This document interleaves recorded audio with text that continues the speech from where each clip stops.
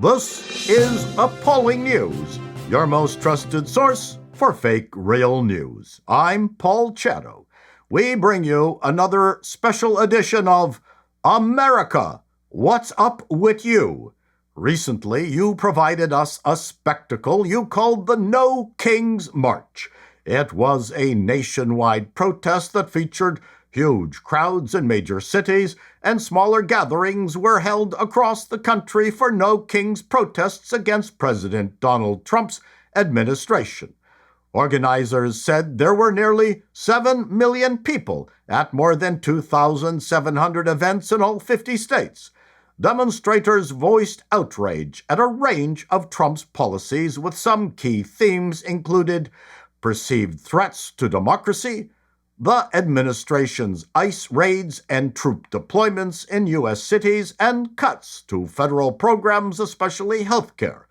From our lofty vantage point north of the 49th parallel here at Appalling News, this looked like a giant PD day for out-of-work progressives. Brilliant job of getting out the bring-your-own-café crowd. That will probably result in nothing.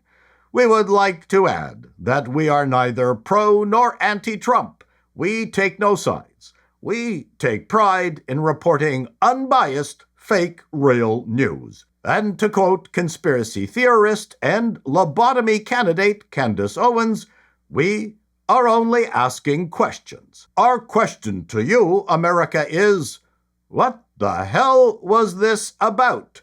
We invite those on the left and right to tell us in the comments. But to us, this looked like the classic trap of progressives. Have grievance, will travel. You had a march. Lots of people chanted badly metered couplets. Now what? Millions of you will go home with your No Kings t-shirt announcing mission accomplished? But what was accomplished? You're pitching to the 1/3 of Americans who are Democrats, who wouldn't vote Republican even if AOC stripped naked and changed sides, while you hate Trump with a zeal that eclipses that of Generalissimo Francisco Franco. It won't influence President Trump's policies one iota. It won't scare Republicans in the Senate or Congress into thinking public opinion had changed. It won't influence Republican voters. It seems to us that all it has done is confirm to swing voters that the policies the Democrats advocate for don't align with independent voters who gave Trump such a resounding victory. Also, kings are not elected. Didn't Trump run the Democratic gauntlet 3 times, lost once, and won twice? That sounds like democracy to us. Wasn't anointing Kamala Harris without even a mini primary the epitome of undemocratic? We're just asking questions. The march was not about Trump.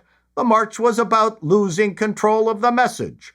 The fallacy that state and municipal governments do not engage in extreme overreach that is as bad or worse than what the Trump administration is being accused of is also a bit dear from our perspective, which makes these demonstrations in virtue signaling only marginally more performative than clicking on the heart button on X or Facebook, except it gets you out. And let's finish off by commenting on Canada's sanctimonious reaction.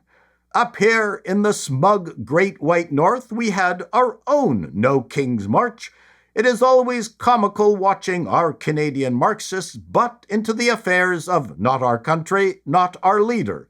It's probably a solidarity thing. You can see our powerful contribution here. No Trump, no KKK! No fascist USA! No Trump, no KKK!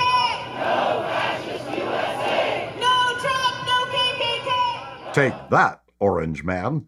We understand President Trump laughed off your No Kings marches, but when he took a gander at the daycare center parking lot filled with the usual assortment of Canadian unionized civil servants out on lunch break, he must have been shaking in his FootJoy golf shoes.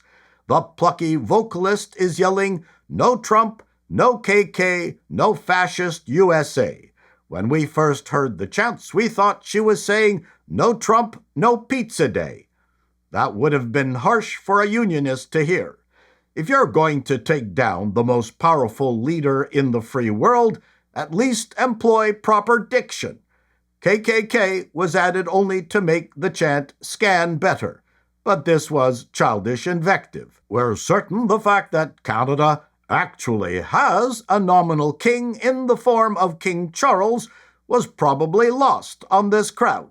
In fact, here we have our Prime Minister, Mark Carney Barker, pledging his fealty to the King of England. I, Mark Carney, do swear that I will be faithful and bear true allegiance to His Majesty, King Charles III, King of Canada, his heirs and successors. He is looking forward to polishing Charles' royal scepter. One thing we do know, as Canada is trying to negotiate its way out from under Trump's punitive tariffs, our protest could only have improved our chances. This is Appalling News, and that's the way it is.